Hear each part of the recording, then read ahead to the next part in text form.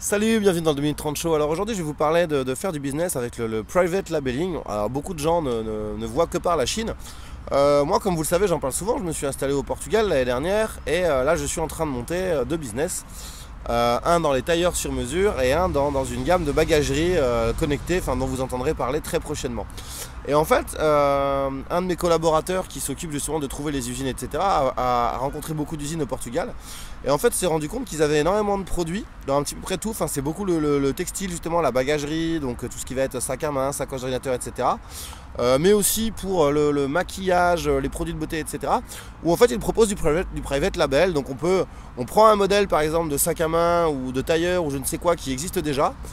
On peut éventuellement le modifier un peu, mais les couleurs, mais en général on le modifie même pas. Et en fait on va tout simplement ajouter notre logo dessus, ça se fait aussi pour les chaussures, etc.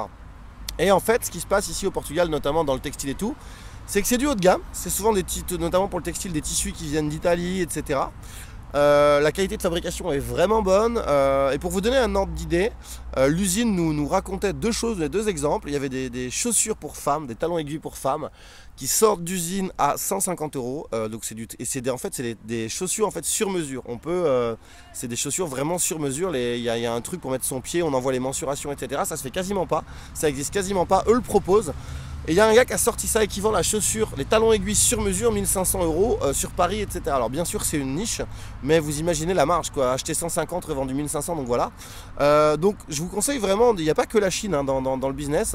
Pour tous ces produits-là un petit peu haut de gamme, on peut vraiment sortir des trucs ici du haut de gamme. En plus c'est made in Portugal, ça rassure les clients, plus que made in China. On est en Europe, donc pas de frais de douane, transport hyper rapide vers la France. On peut même faire en mode dropshipping, c'est-à-dire qu'on ne paye le fournisseur qu'une fois que le client nous a déjà payé, donc ça évite de bloquer du stock et de bloquer de la trésorerie. Donc c'est vraiment génial, donc je vous invite vraiment à regarder ça plutôt que de toujours partir sur la Chine. C'est vraiment un concept où on peut faire du x10, x15 en termes de marge.